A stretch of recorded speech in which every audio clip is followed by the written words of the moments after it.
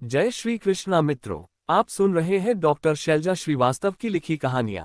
मित्रों, लाइक करना और चैनल को सब्सक्राइब करना न भूलें। अब आगे भाग 24। सालों पहले आपने और सेंगर ने मिलकर कई मासूमों की जान ली थी। भले अंबिका जी ने आपको माफी दे दी, पर कानून की तरफ से माफी नहीं मिलेगी। अब हमारे पास सबूत भी है और गवाह भी, और अब आपको कानून सजा देगा और अब आपको सजा भुगतनी ही होगी, तभी आपके पापों का प्रायश्चित होगा।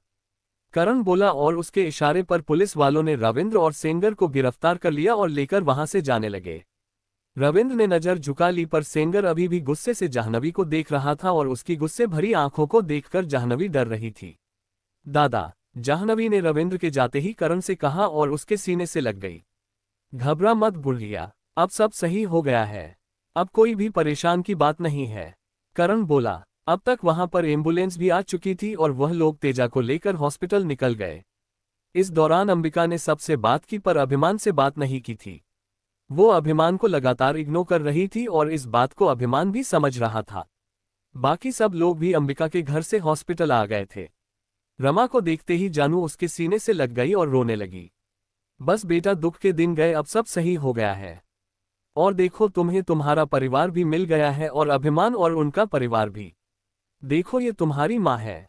रमा ने सविता की तरफ इशारा किया तो जानू ने सविता की तरफ देखा, जो कि बिल्कुल उसके जैसी ही दिखती थी। हाँ, बस उम्र का असर था और साथ ही साथ वह बहुत कमजोर थी। मेरी माँ, जाह्नवी बोली और सविता की तरफ बढ़ी।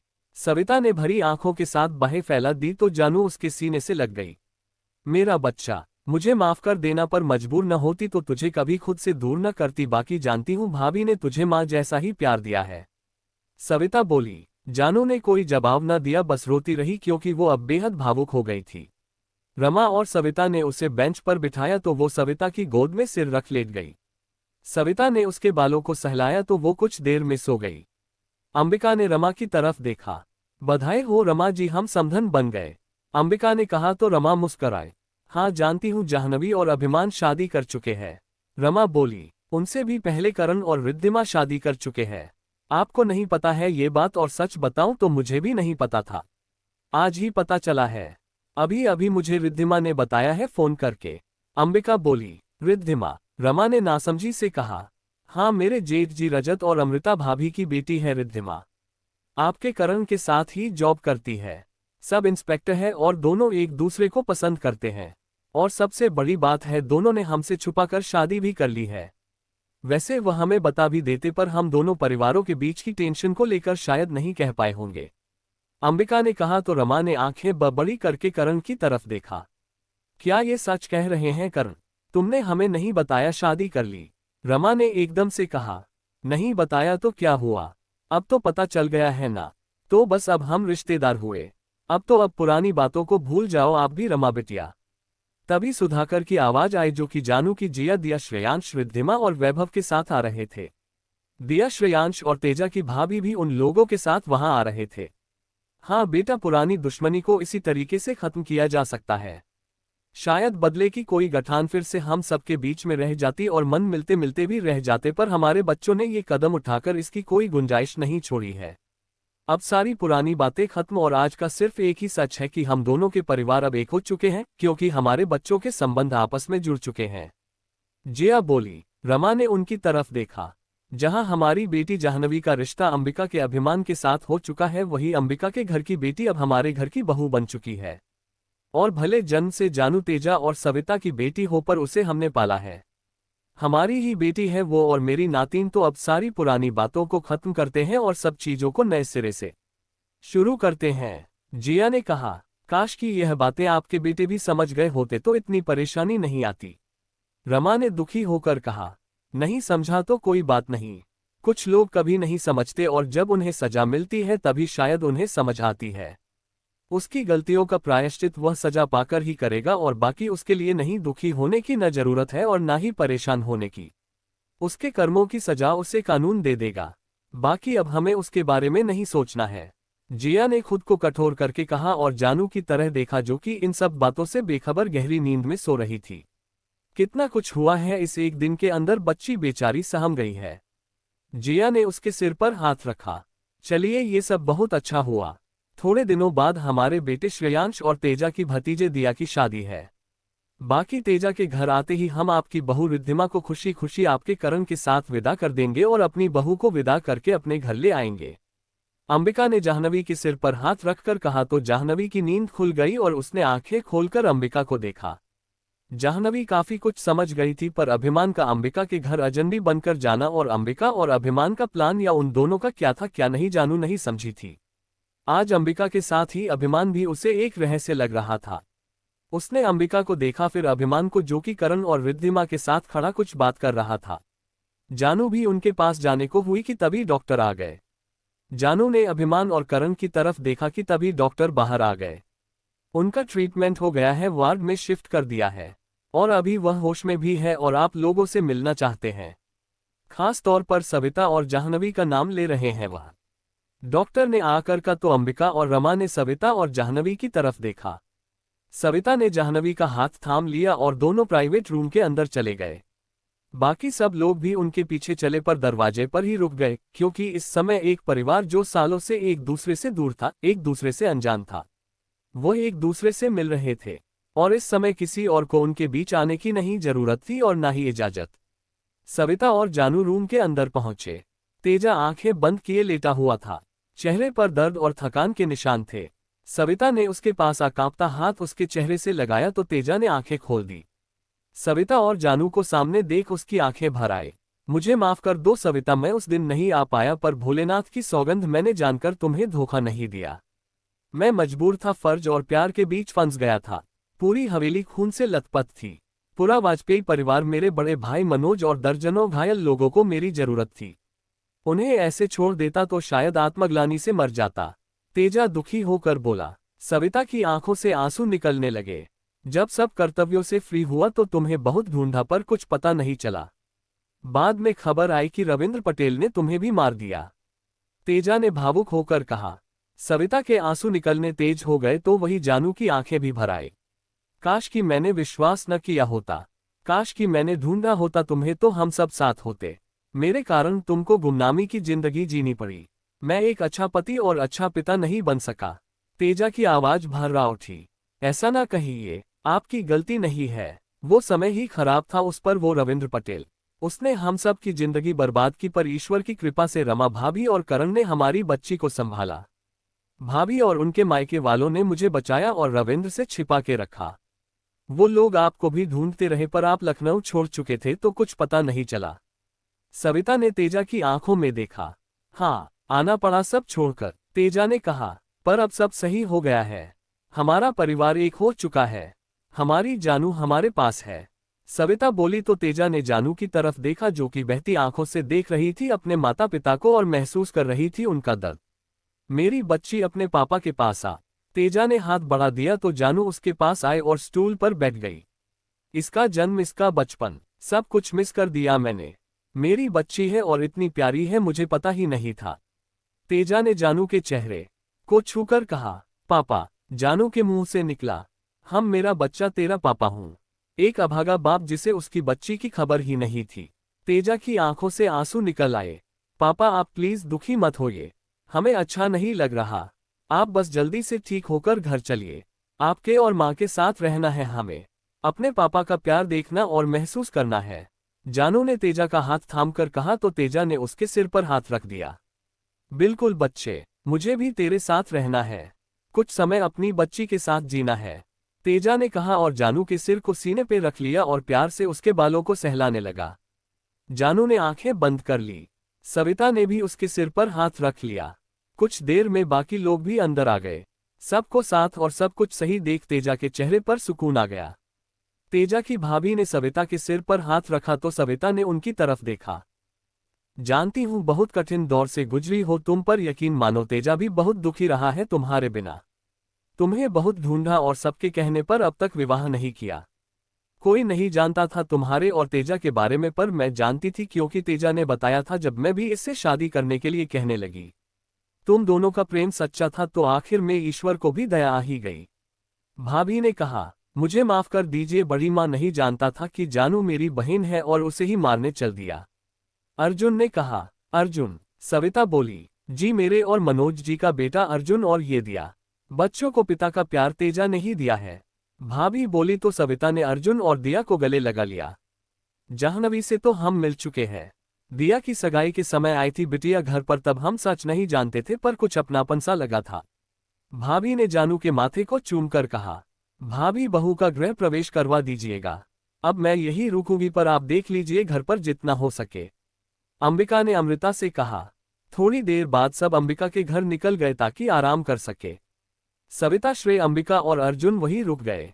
आज तेजा का परिवार और करण का परिवार भी अंबिका के घर पर ही था। अमृता ने मान और जानू का तिलक कर आरती की और गृह प्रवेश करवाया और उसे हॉल में बिठा दिया। खाना पीना हुआ और फिर दिया, रिद्धिमा और अमृता ने सबके रुकने का इंतजाम कर दिया। जानू को कुछ समझ नहीं आ रहा था कि वो क्या करे, कहाँ जाए। सब जब अपने अपने कमरे में चले गए तो रिद्धिमा और दिया जानू के पास आए। तुम यहाँ क्या कर रही हो?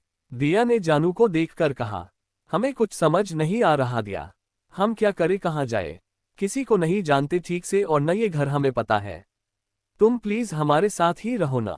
जानू बोली, अरे ये तुम्हारा ससुराल है, मान जीजू का घर, फिर क्या घबराना, धीमे धीमे जान जाओगी। आओ तुम्हें तुम्हारा रूम दिखा दे जो कि सालों से बंद था। आज ही अमृता माँ ने साफ करवाया है, तुम्हारे और मान जीजू के लिए। दिया बोली और जानू को लेकर मान के कमरे में आए। कमरे के बाहर ही अमृता मिल गई। उसने जाह्नवी के गाल से हाथ लगाया। सब कुछ इतना जल्दी और अचानक से हुआ है कि तुम्हारे और मुन्ना के लिए ज्यादा कुछ तैयारी नहीं कर पाई हूँ, पर जितना हो सका है उतना करने की कोशिश की है, क्योंकि मुन्ना इस घर का बड़ा बेटा है और तुम इस घर की बड़ी बहू। तुम्हारे लिए किसी भी तरह की कोई कमी नहीं रखना चाहते हैं हम लोग। अमृता ने कहा तो जाह्नवी ने उनकी तरफ देखा।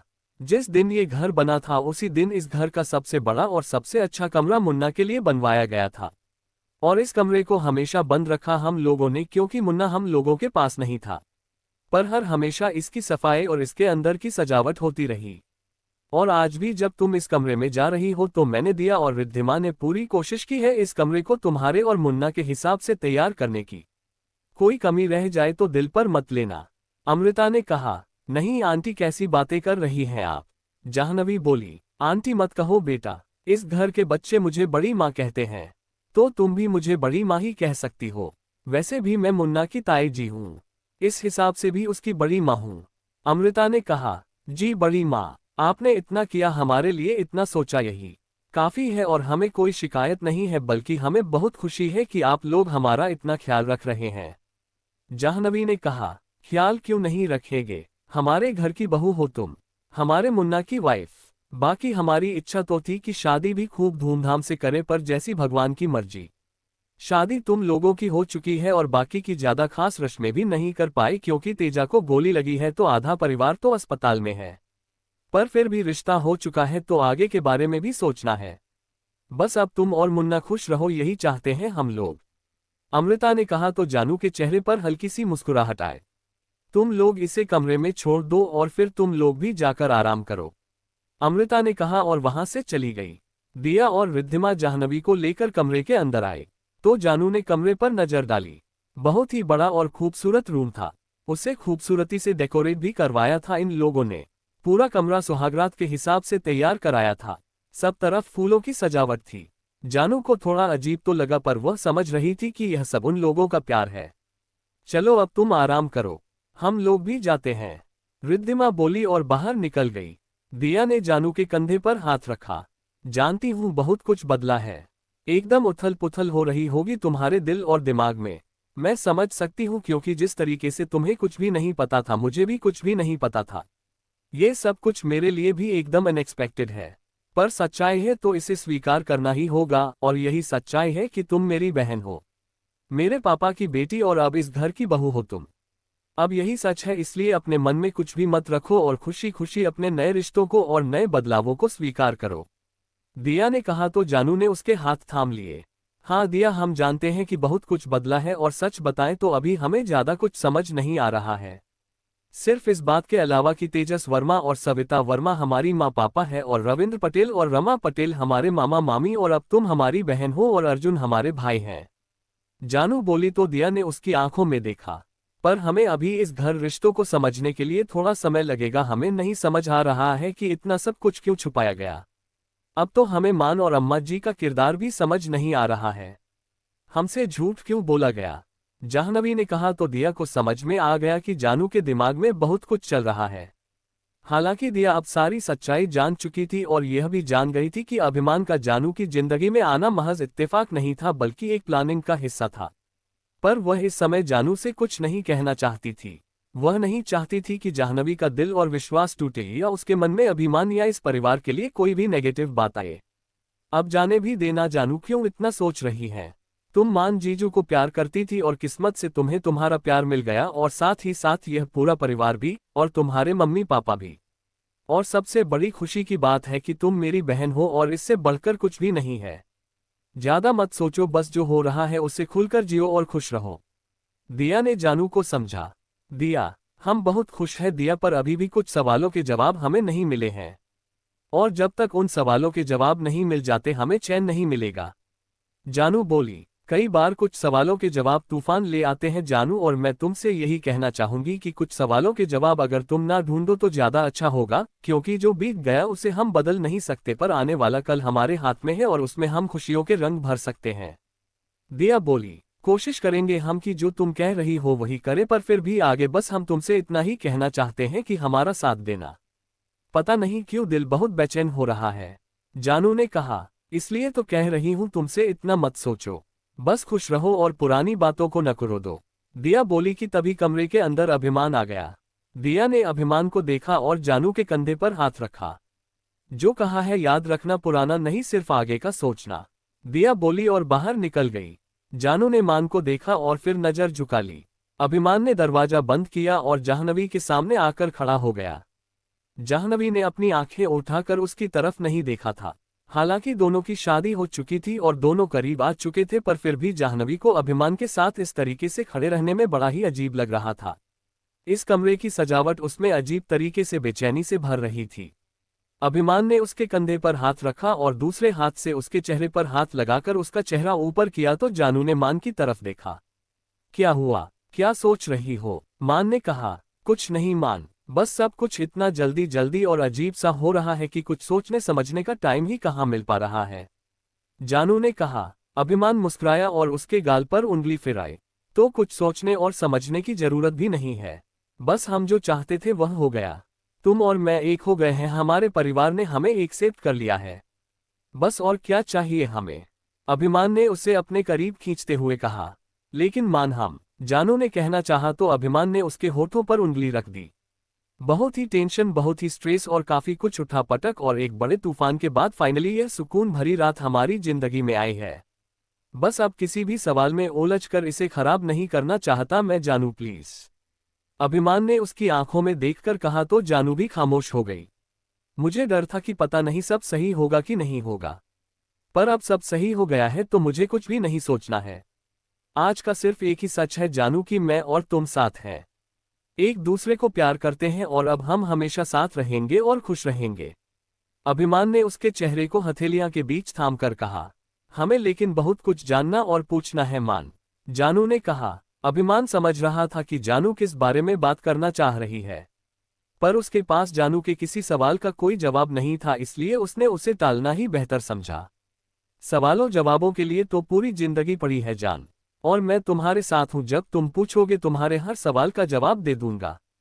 और मैं जानता हूं कि तुम मुझे जरूर समझोगी और मेरे हालातों को भी, पर अभी आज की रात इन सवालों जवाबों पर जाया करने के लिए नहीं है। देखो कितना अच्छा डेकोरेट किया है सबने हमारे लिए रूम को, ताकि हम, कहते कहते अभिमान ने जाह्नवी के गालों को चूम लिया। जानू की पलकें फिर से शर्म से झुक गई। हालांकि हमारी वेडिंग नाइट कल हो चुकी है, पर कल दिमाग में अलग ही तूफान था और आज एक अलग ही सुकून और शांति। और ऐसे माहौल में एक प्यारी सी रात एक दूसरे के साथ बिताना तो बनता है ना। बिना कुछ सोचे, बिना किसी सवाल जवाब के मान ने जानू के चेहरे को अपनी हथेलियां के बीच थाम कर कहा तो जानू ने एक नजर उसे देखा और फिर उसके सीने से सिर टिका लिया। आई लव यू जान, और बस तुम एक बात हमेशा याद रखना कि मैं तुम्हें बहुत प्यार करता हूं, इतना प्यार जितना तुम सोच भी नहीं सकती। बाकी और किसी भी बात के लिए हमारी लाइफ में न कोई जगह है और ना ही मैं चाहता हूं कि तुम कुछ भी सोचो। मान ने कहा तो जानू ने हौले से गर्दन हिला दी। अगले ही पर मान के होंठ उसके होठों पर थे और जाह्नवी की आंखें एक बार खुलकर पूरी तरीके से बंद हो चुकी थी। मान ने उसे अपनी बाहों में उठाया और उसे लेकर खूबसूरती से सजे हुए बेड की तरफ चल दिया। जानू के दिमाग में अभी भी सवालों के तूफान उठ रहे थे, पर वह इस समय अभिमान को परेशान नहीं करना चाहती थी, इसलिए उसने कोई सवाल नहीं किया और बस अभिमान के प्यार को महसूस करने लगी। अभिमान के हाथों का उसके बदन पर नाजुक स्पर्श और उसके होंठों की शरारतें जानू को अब कुछ भी नहीं सोचने दे रही थी।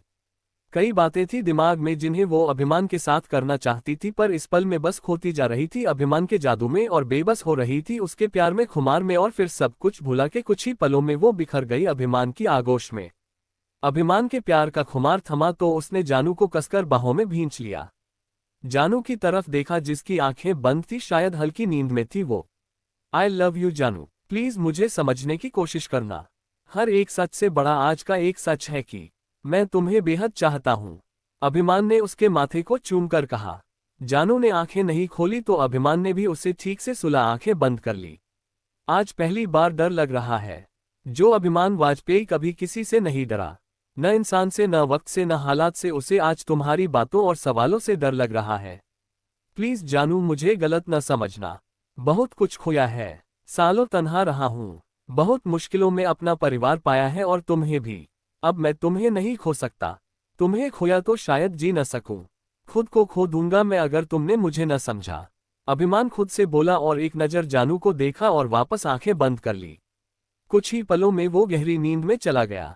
उसके सोते ही जानू ने आंखें खोल दी, एक नजर अभिमान को देखा और आंखों में आई नमी को धीमे से पहुंचा। क्यों होता है हमारे साथ ही समझ नहीं आता। क्यों हर रिश्ता हमें धोखा देता है। पापा जो कि हमसे नफरत करते थे असल में हमारे पापा थे ही नहीं। और अब आप और आपका परिवार अम्मा जी जैसे एक पहेली हो। जानू खुद से बोली और धीमे से उठकर बालकनी में जाकर खड़ी हो गई। आपको बहुत प्यार करते हैं हम मान, पर उतनी ही नफरत धोखेबाजों से है हमें। अगर भोलेनाथ की यही मर्जी है तो यही सही। समझ रहे हैं हम कि सच्चाई की तह तक जाना शायद आपके और हमारे रिश्ते के लिए ठीक ना हो, पर हमें सच जानना है। हमें जानना है कि जिस रिश्ते और इंसान पर हम आंख मूंद के विश्वास करते हैं वो आखिर है क्या। जानू खुद से बोली। सुबह जब अभिमान की नींद खुली तो हाथ से बिस्तर टटोला, पर जब महसूस हुआ कि बिस्तर खाली है तो झट से उठ बैठा। चारों तरफ देखा, जानू दिखाई नहीं दी तो उठकर बाथरूम में देखा, जानू वहां भी नहीं थी। कहाँ गई इतनी सुबह सुबह, अभिमान ने सोचा और रूम से बाहर जाने लगा कि तभी बालकनी में दीवार से टिककर बैठे सोती हुई जानू पर नजर गई और अभिमान के चेहरे पर तनाव आ गया। वो जानू के पास आया और उसे देखा। वो गहरी नींद में थी। अभिमान ने धीमे से उसे उठाया और जैसे ही बिस्तर पर लिटाया जानू की नींद खुल गई। जानू ने अभिमान को देखा और फिर उठने लगी। क्या हुआ, कहाँ जा रही हो, अभिमान ने उसके दोनों तरफ हाथ रखकर कहा। हम वो मान, सुबह हो गई है, अब हमें बड़ी माँ के पास जाना है और फिर रेडी होकर हॉस्पिटल। पापा आज घर आ जाएंगे ना, जानू बोली। चली जाना, पर ये बताओ वहां बालकनी में क्यों सो रही थी, यहाँ बेड पर क्यों नहीं, अभिमान बोला। घुटन हो रही थी हमें, तो खुली हवा में चले गए, जानू ने कहा। मेरे पास घुटन, जानू तुम बेवजह ही, अभिमान अभी बोल ही रहा था कि दरवाजे पर दस्तक हुई। जाह्नवी बेटा, अमृता की आवाज थी। बड़ी माँ बुला रही है, जानू बोली और अभिमान के हाथ हटा जाकर दरवाजा खोल दिया। जल्दी से तैयार होकर आ जाओ, चूल्हा पूजन करना है, अमृता बोली। जी बड़ी माँ, जानू बोली और तैयार होकर नीचे चली गई। अभिमान ने न खुद उससे बात की न उसने अभिमान से बात की। दोनों ही कश्मकश में उलझे हुए थे। जानू की चूल्हा पूजा अमृता ने करवाई, फिर जानू ने सबके लिए खीर बनाई। सब लोग नाश्ते के लिए बैठे। रमा और जिया भी यही थे तो वो दोनों भी बैठे। खीर बहुत स्वादिष्ट है, दादू बोले और जानू को पहली रसोई का गिफ्ट दिया। हाँ बेटा, इतनी अच्छी खीर आज तक नहीं खाई है। वैभव ने उसके सिर पर हाथ रखा और उसे गिफ्ट दिया। बाकी सबने भी उसकी बनाई खीर की तारीफ की और उसे गिफ्ट दिए। हम लोग हॉस्पिटल चल रहे हैं न पापा को लाने, जानू बोली। बेटा अर्जुन से बात हो गई है, वो डिस्चार्ज करा के तेजा को यही ला रहा है, सुधाकर बोले। और बेटा वहां इतने लोगों के जाने की जरूरत नहीं, हम यही घर पर रखकर उनका इंतजार करते हैं, वैभव ने मुस्कुराकर कहा तो जानू ने गर्दन हिला दी और फिर दिया की तरफ देखा। चलो तुम्हें पूरा घर दिखा देती हूँ, अब तो तुम्हें यहीं पर रहना है, दिया जानू का पकड़कर बोली और जानू को लेकर पूरा घर दिखाने चली गई। रिद्धिमा अमृता के साथ आकर उसकी मदद करने लगी। बड़ी माँ मैं मार्केट जा रहा हूँ, थोड़ी देर में आता हूँ, अभिमान ने कहा। ठीक है बेटा आराम से जाओ, अमृता ने कहा तो मार्केट निकल गया। अमृता ने रिद्धिमा की तरफ देखा तो रिद्धिमा ने नजर झुका ली। तुमने हम लोगों से इतनी बड़ी बात छुपाए विश्वास नहीं होता। अमृता बोली, प्लीज मम्मी माफ कर दीजिए। मैं मानती हूँ कि आप लोगों को हर्ट किया है मैंने, पर न जाने क्यों थोड़ा थोड़ा मुझे शक हो गया था हमारे परिवार और करण के परिवार को लेकर। और मैं नहीं चाहती थी कि हमारा प्यार पुरानी दुश्मनी की भेंट चढ़ जाए। और फिर मैं और करण एक दूसरे को चाहते थे, पर फिर भी हम लोगों ने सिर्फ आप लोगों को इसलिए नहीं बताया क्योंकि हम चाहते थे कि पहले सच्चाई हमें पता चल जाए, उसके बाद ही हम बताएं। रिद्धिमा ने कहा, हाँ वह तो ठीक किया, क्योंकि अगर तुमने पहले बता दिया होता तो शायद जो आज स्थित है वह नहीं होती, और शायद तुम्हें अपने प्यार की कुर्बानी देनी ही पड़ती। अंबिका जाह्नवी को सिर्फ इसलिए अपना लिया है कि वह तेजा की बेटी है, वरना जाह्नवी के और अभिमान के रिश्ते को कभी नहीं अपनाया जाता, और जाह्नवी के लिए जो सजा निर्धारित थी वही दी जाती।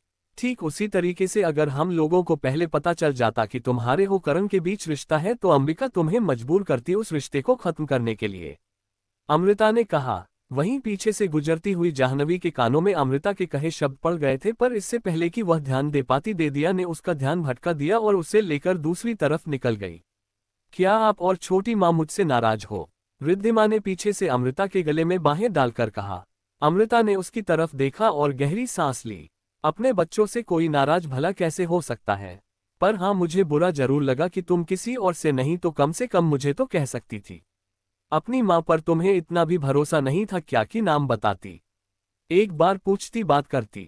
अमृता बोली, नाम बताने की नहीं बताने का मुद्दा नहीं है माँ, पर कई बार परिस्थितियां ऐसी हो जाती है कि इंसान चाहकर भी नहीं कुछ कर पाता, और वही स्थिति मेरे और करण के बीच भी थी।